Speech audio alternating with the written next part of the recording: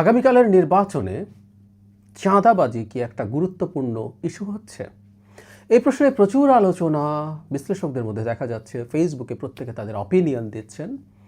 যারা জামায়াত ইসলামীকে বেশ খানিকটা এগিয়ে রাখতে চান, এমনকি ক্ষমতায় চলে যেতে পারে এই ধরনের পারসেপশন তৈরির ক্ষেত্রে কাজ করছেন, তারা বলার চেষ্টা করছেন জামায়াত ইসলামী মূলত বিএনপির চাঁদাবাজি এটা কতটা কি এক্সটেন্ট সেটা নিয়ে কথা বলবো। এটাকেই টার্গেট করে তারা জনগণকে বিএনপির প্রতি খেপিয়ে পাল্টা ভোট নিতে চাইছেন। তারা ওকে দেখেছেন, এবার আমাদেরকে একটু দেখুন। তাদেরকে দেখার কি আছে সেটা নিয়েও শেষ মুহূর্তে একটু কথা বলবো। কিন্তু তারা যে কথাটা বলার চেষ্টা করছেন যে এই দলটা এটা করছে, বা বিএনপি এর আগে ক্ষমতায় ছিল এবং সেখানে তাদের বিরুদ্ধে দুর্নীতির অভিযোগ করছেন। আমি আগে একটা ভিডিওতে বলেছি, এমনকি বেগম খালেদা জিয়া, যাকে তারা উপরে খুব সম্মান দেখায়, তাকেও প্রকারান্তরে চোর বলেছে, কারণ 4 বার চ্যাম্পিয়ন হয়েছে একটি দল, এরকমভাবে যেন আমাদের আমির স্বয়ং বলেছেন। সো এগুলোকে কেন্দ্র করেই তারা মূলত বিএনপিকে আক্রমণ করার চেষ্টা করছে। এই ধরনের একটা প্লট যে তৈরি হচ্ছে এটা অনুমান করা যাচ্ছিল। চাঁদাবাজি বিশেষ করে এটাকে যে মূল টার্গেট করা হবে, এটা বহু মাস আগে থেকে বলছি।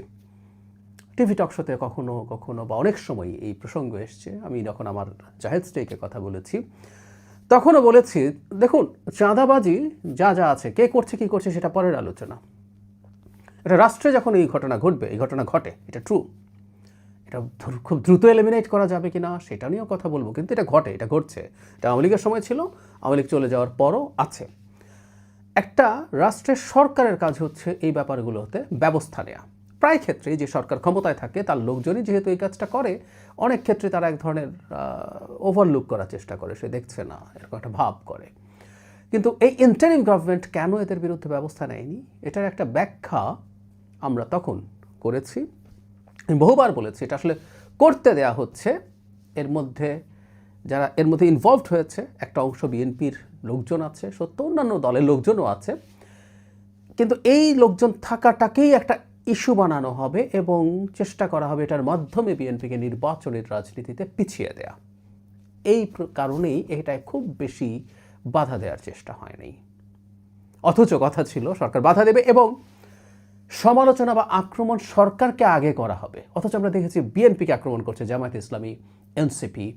সো পুরোটা খুব স্ক্রিপ্টেড মনে হয়। তখনও আমাদের এটা মনে হয়েছিল, তখনই এটা উল্লেখ করা আছে। এসবের ভিডিওগুলো যারা দেখেছেন তাদের মনে থাকার কথা।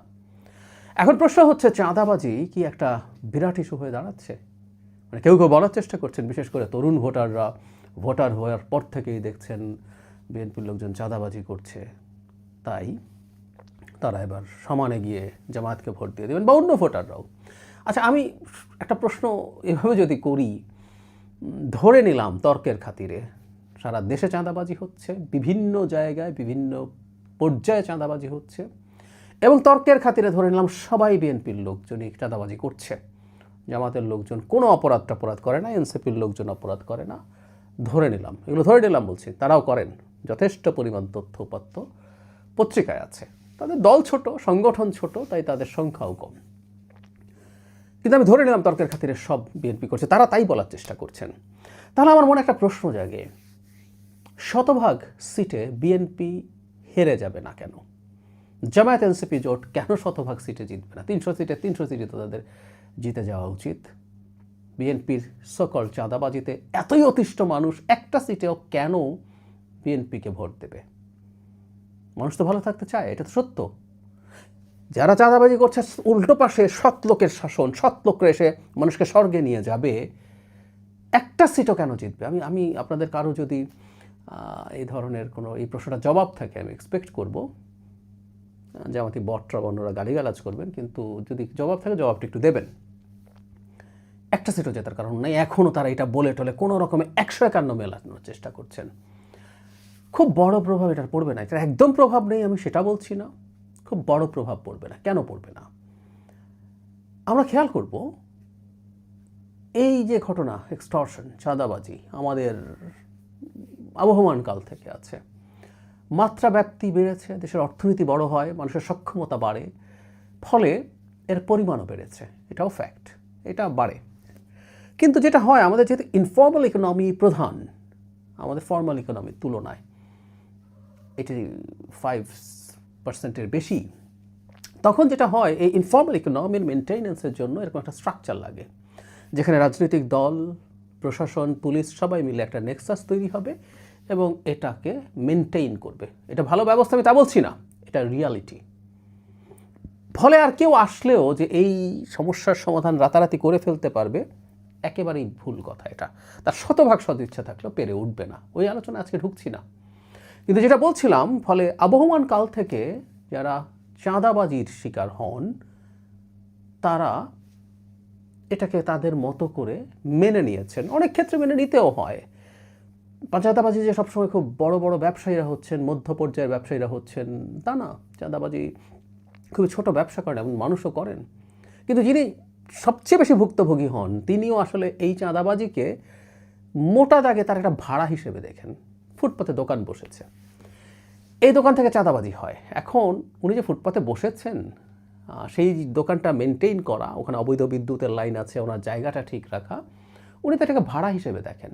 এটার উপরে ভিত্তি করেই তিনি ব্যবসা করেন এবং ব্যবসা করে ভালো আছেন। এরকম লক্ষ লক্ষ ব্যবসায়ী আছে, ছোট, আমি ক্ষুদ্র, যারা সবচেয়ে সাফার করে তাদের কথা বলছি। এর বাইরে যারা এই ধরনের ব্যবসায়িক তেমন কোনো কাজে জড়িত না, এর বাইরে বিরাট একটা অংশের মানুষ চাঁদাবাজি জিনিসটা দেখেন না। চাঁদাবাজি জিনিসটা দেখেন না প্রায় সব ক্ষেত্রেই। মানে চাঁদাবাজি দেখেন না এই সংখ্যা অনেক অনেক অনেক বেশি যিনি চাঁদাবাজি সরাসরি দেখেন বা ফেস করেন তাদের তুলনায়। এর মধ্যে কোনো কনফিউশনের কিছু নেই। সুতরাং চাঁদাবাজির যে বয়ান, এটা সমাজের ব্রুট মেজরিটিকে কানেক্ট করে না। খুব সচেতন মানুষ যদি হন, তার কাছে মনে হয় যে আমি সাফার করছি না, কিন্তু আমার স্টেটে এই ধরনের ঘটনা ঘটা উচিত না, এটা সত্যিই উচিত না। আবারও বলছি, সেই মানুষ হয়তো হতে পারেন যদি সাফারার না হন। আর যারা সাফারার আছেন তারাও কি চাঁদাবাজিতে খুবই মেজাজ খারাপ করে আছেন? জামাতের পক্ষ থেকে এবং জামাতের লোকজন বলার চেষ্টা করেন, আওয়ামী লীগ চলে যাওয়ার পর বিএনপি এসে অনেকেই এই চাঁদাবাজিতে জড়িয়ে গেছে, সেই কারণে তারা বিএনপি আর আওয়ামী লীগকে এক করে দেখছে। হাস্যকর কথা। শেখ হাসিনাকে যখন সরাতে চেয়েছিল, ধরে নিলাম যদি নির্বাচন হতো, শেখ হাসিনাকে যদি ভোট দিয়ে সরিয়ে দিত মানুষ, তখনও মানুষ এক্সপেক্ট এটা করতো না যে বিএনপি এসে চাঁদাবাজি এলিমিনেট করে ফেলতে পারবে। মানুষ যেটা চায়, উইচ ইজ ভেরি ইম্পর্ট্যান্ট, এই জিনিসটা ধাপে ধাপে কমে আসবে। করতে করতে একটা সময় আমরা এমন একটা সিস্টেম, এমন একটা স্ট্রাকচারের দিকে যাব যখন এই বিষয়টা আর থাকবে না। আওয়ামী লীগের অপরাধ পাপ ছিল অন্য অনেক কিছু, সেই আলোচনা আজকে ঢুকছি না। সুতরাং বিএনপি এসে অনেকেই এই ধরনের কাজে ইনভলভ হয়েছে, এটার জন্য বিএনপি ভোট হারিয়ে টারিয়ে দেউলিয়া হয়ে যাবে, এর চেয়ে কোনো হাস্যকর যুক্তি নেই।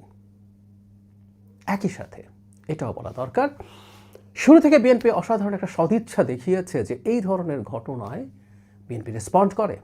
সে অনেক মানুষকে বহিষ্কার করেছে, জাস্ট পত্রিকায় অভিযোগ এসেছে এটার ভিত্তিতেই। অনেকে বলেন অনেক বেশি টাফ হয়ে গেছে বিএনপি, তারপরও বিএনপি এটা করেছে এবং এটা একটা পজিটিভ ইম্প্যাক্ট মানুষের মধ্যে আছে যে এই বিএনপি সুন্দর, এই বিএনপি আগের বহু দল যেভাবে করতো, ডিনায়াল ছিল, সেটার মধ্যে নাই। সুতরাং সে যদি কখনো তার হাতে এক্সিকিউটিভ পাওয়ার থাকে, ইনফ্যাক্ট এতদিন তো সেই পাওয়ারটা ছিল না, সে যদি ক্ষমতায় আসে, বিএনপি ক্ষমতায় আসবে, বড় বিজয় নিয়ে আসবে, তখন সেই ধরনের বিষয়ে ব্যবস্থা নিতে শুরু করবে। তখনও ইনফ্যাক্ট যারা আছেন তখন ভ্যালিড প্রশ্ন করতে পারেন এই জিনিসটা হচ্ছে, এই ব্যাপারে বিএনপি কী ব্যবস্থা নিচ্ছে সেগুলো। আবারও বলছি, এটা রাতারাতি করা যাবে না। এই ইনফর্মাল সিস্টেম রাতারাতি শেষ করে ফেলার কোনোভাবেই সম্ভব না। ফলে আমি মনে করি এই দেশের মানুষ বাংলাদেশকে বেহেশত চায় নাই। জামাতের সকল সৎ লোকেরা এসে বাংলাদেশকে বেহেশত বানিয়ে ফেলবেন, এই দেশের মানুষ এতটা চায় না। বরং এই বেহেশত বানানোর বাহানায় জামায়াত বাংলাদেশকে একটা বাসযোগ্য মধ্যযুগীয় স্টেটে পরিণত করতে পারে, সে কথা বলবো। এটা মানুষ বোঝে। এই দেশের মানুষের কালেকটিভ উইজডম ভালো, তার অনেক কিছু বুঝতে পারে। এই জামাতেরই সৎলোকরা, সকল সৎলোকরা বহুদিন ধরে মানুষকে প্রলুব্ধ করেছে। সৎলোকের শাসনের টাকা ছিল, ধর্ম বিক্রি করেছে, ধর্ম ব্যবহার করেছে, কিন্তু তারপরও তারা মানুষের কাছে ট্র্যাকশন পায়নি। মানুষ রাইটলি মনে করে যে আমরা এই ধরনের একটা অপশক্তিকে ক্ষমতায় আনবো না। হ্যাঁ, আমরা দুর্নীতিমুক্ত হতে চাই, অ্যাটলিস্ট দুর্নীতি যত কমতে পারে হয় সেটা চাই, আমরা সুশাসন চাই, কিন্তু সেটার বিনিময়ে ওই রকম কিছু হবে তা না। আবহমান কাল থেকে এই ধরনের অভিযোগ বিএনপি বা একটা সময় আওয়ামী লীগ যখন গণতান্ত্রিক ছিল তার সাথেও ছিল, কিন্তু মানুষ তাদেরকেই বেছে নিয়েছে। 2001 সালে যতগুলো সিটে বিএনপি জামাতকে ছেড়ে দিয়েছিল তাতে বিএনপি মানে তাতে জামাতে জিতে আসার পার্সেন্টেজ 58%, আর বিএনপি যতগুলোতে কন্টেস্ট করেছে তাতে তার জিতে আসার পার্সেন্টেজ 78%। জামাতের এত ভালো এত শক্ত লোক থাকার পরও বিএনপির সাথে জোট করে বিএনপির ভোট পেয়েও তাদের পাশ করে আসা জিতে আসার পার্সেন্টেজ এত কম কেন? সুতরাং চাঁদাবাজি প্রচুর বলছেন, মানে লোকজন ফান করছে এখন। তোমার নামকে জিজ্ঞেস করলে লোকজন, জামাতের লোকজন নাকি চাঁদাবাজি বলে ফেলেন। এই ধরনের ফান টান ফেসবুকে দেখা যাচ্ছে। তারা এটা নিয়ে ক্রমাগত করে গেছেন। কিছু কিছু মানুষের মধ্যে খানিকটা ট্র্যাকশন পেয়েছেন, কিছুটা প্রভাব নির্বাচনে পড়বেও। কিছু সিটের ক্ষেত্রে যেসব জায়গায় সব অনেক বেশি হয়েছে এবং মানুষ কোনো না কোনো ক্ষেত্রে যদি এই ন্যারেটিভ নিয়ে থাকে, সেই ক্ষেত্রে কয়েকটা কিছু সিটের ডিসিশন তাদের পক্ষে যাওয়ার প্রবণতা তৈরি হতে পারে।